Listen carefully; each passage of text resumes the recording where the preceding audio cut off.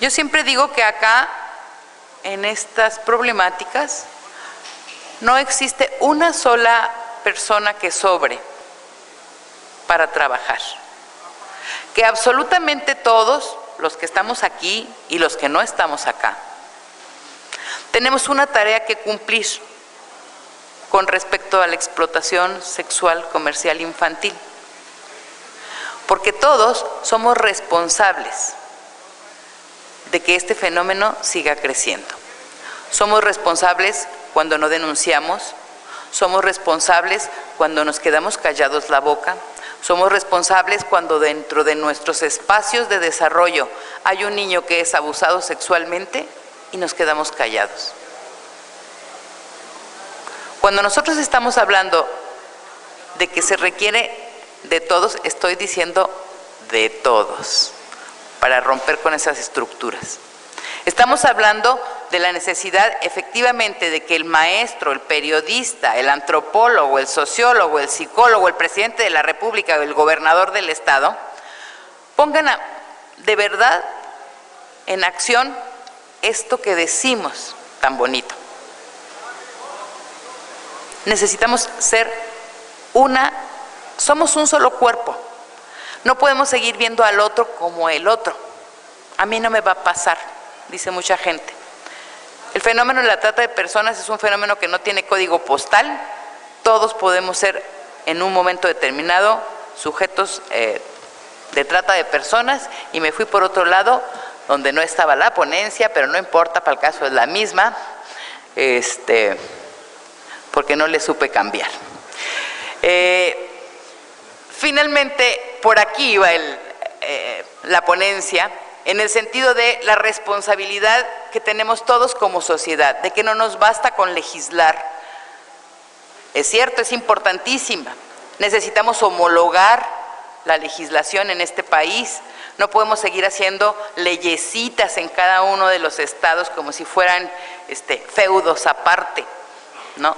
Se requiere legislar con política de Estado, pero además de la política de Estado, acá todos tenemos una parte en la tarea que cubrir. Y pues les agradezco mucho la invitación y creo que esta reflexión nos permitirá conjuntar esfuerzos. No se trata de que el Estado trabaje solo o de que la sociedad civil trabaje sola o de que la academia trabaje por otro lado y la iniciativa privada por otro. Acá se requiere de absolutamente todas las mentes creativas de este país, todas las manos y todas las voluntades para terminar con un problema que destruye al país, porque los niños no son futuro, son presente. Y una sociedad que no atiende a su presente, por supuesto que no tiene futuro. Gracias.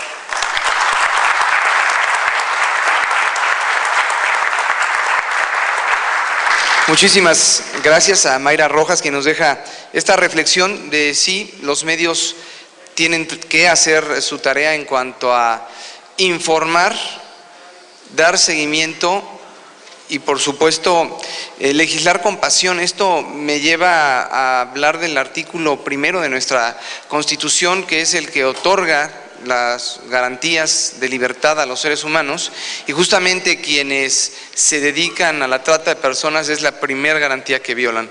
Mucho por hacer todavía. Damos paso al licenciado Marco Lara Clar. Él es el coordinador del proyecto de Violencia y Medios Incide.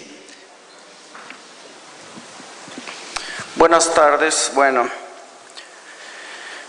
quiero empezar diciendo que en el origen de la prensa industrial, que se sitúa a mediados del siglo XIX, está justo el tratamiento superficial, sensacionalista, criminalizante de los sucesos de la violencia, el delito y la seguridad pública.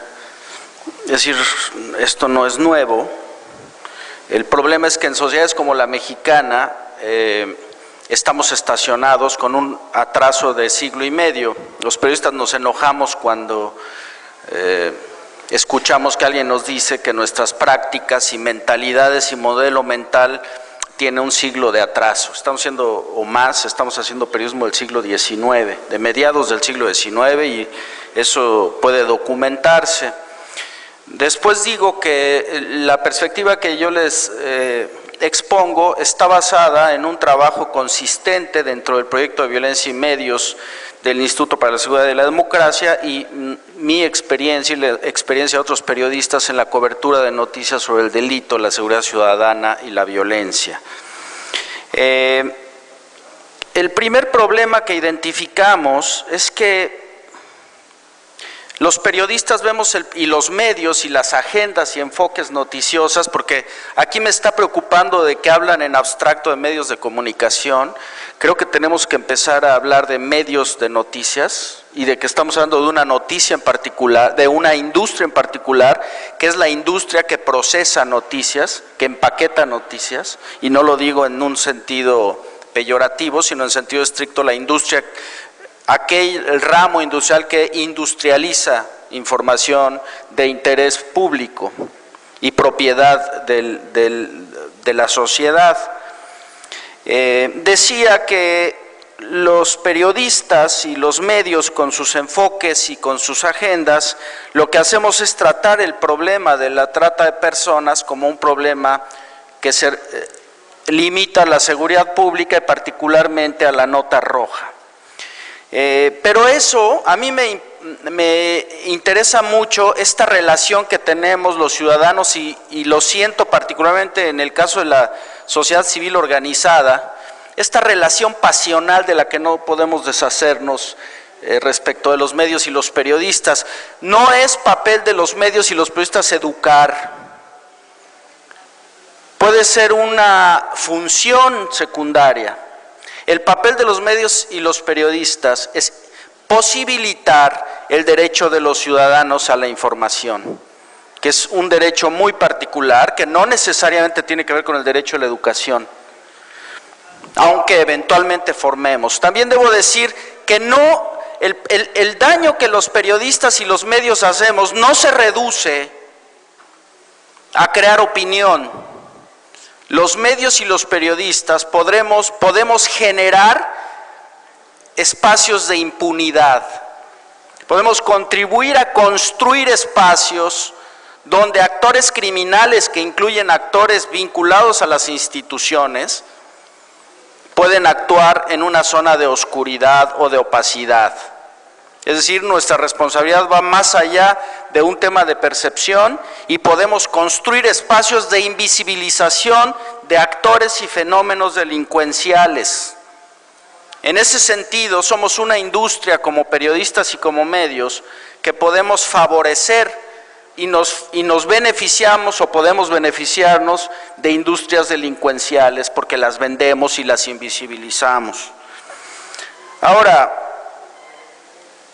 yo escucho que siempre decimos que hay que promover códigos de ética, pautas, sí, pero lo que primero que hay que vemos nosotros como periodistas es transformar la lógica de empatía de la industria de las noticias y los periodistas con formas autoritarias de la seguridad pública y la justicia penal. Es decir, los periodistas y los medios no solo somos sumisos al poder, también somos empáticos.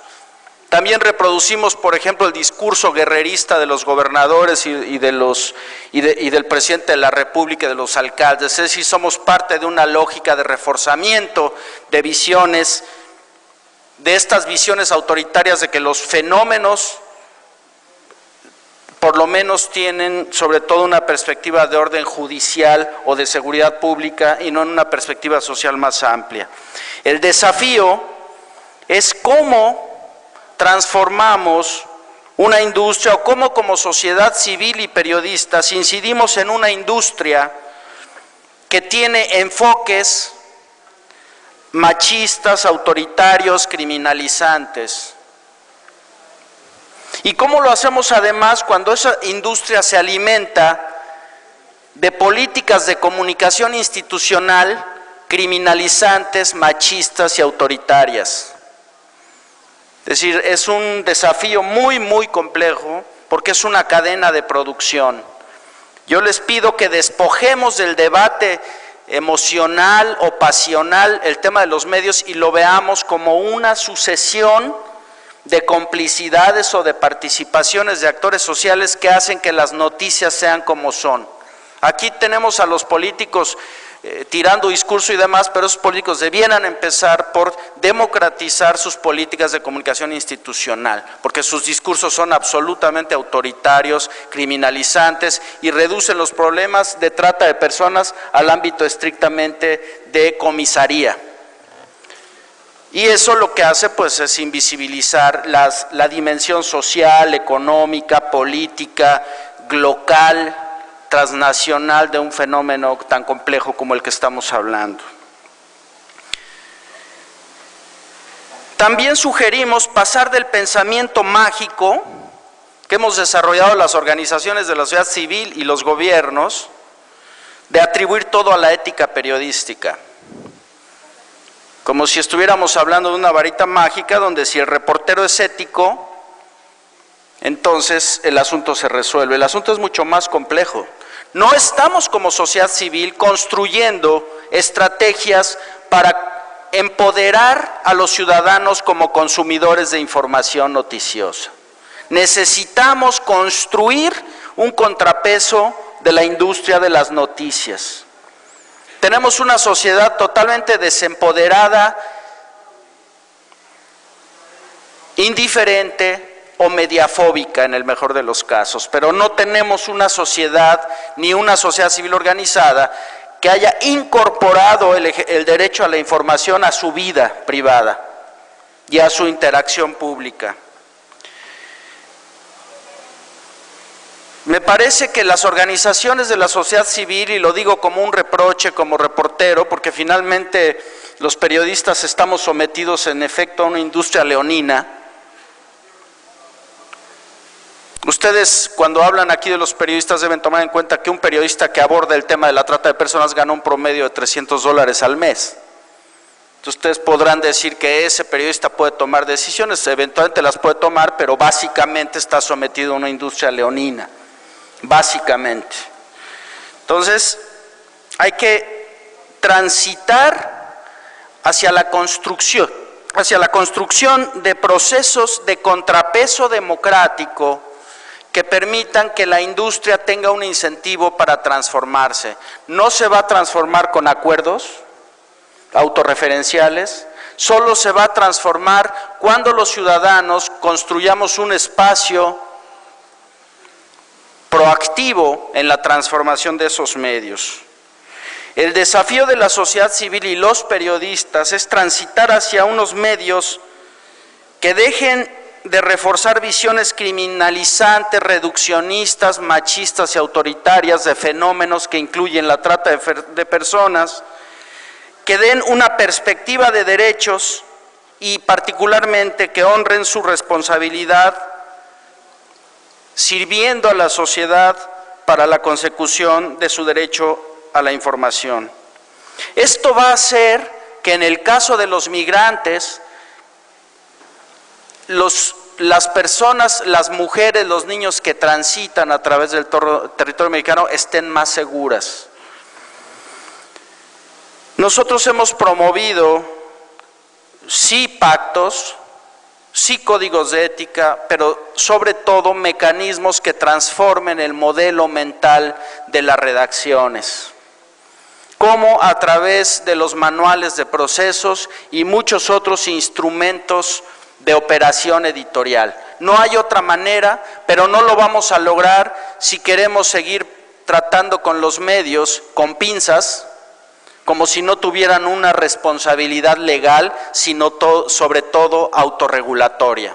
Necesitamos, para terminar, un ambiente, un sistema de medios que combine la regulación democrática, que deje a salvo la libertad de expresión y el derecho a la información y la libertad de prensa.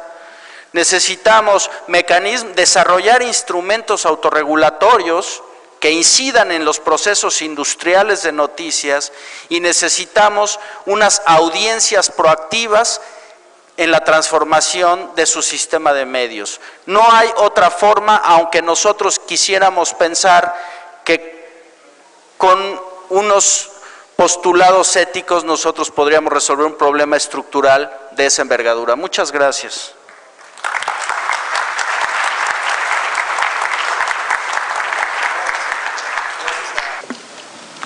Buenas tardes.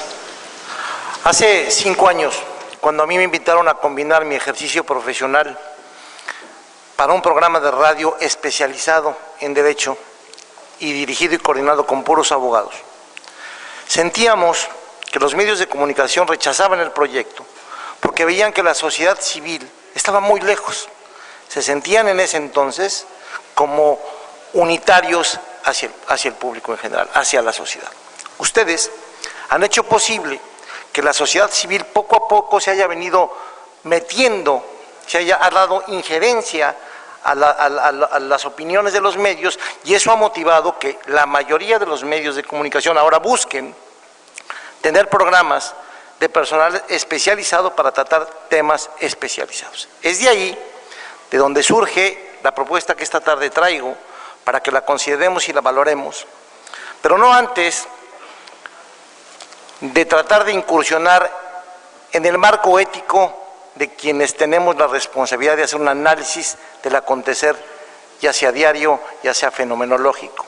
En mi caso muy concreto, la responsabilidad en mi carácter de coordinador de un programa de radio especializado es dar cuenta a la sociedad civil de los cambios en materia jurídica que se han venido produciendo y además de ello, de proponer las soluciones. Y el tema es cómo las propongo y de dónde tomo los lineamientos para promoverlos.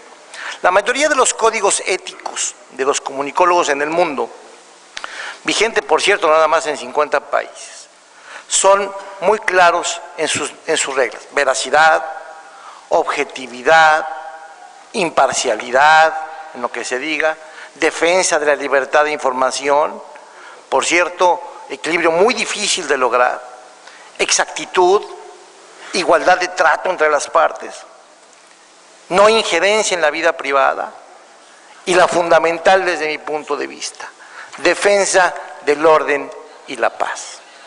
¿De dónde devienen estos principios?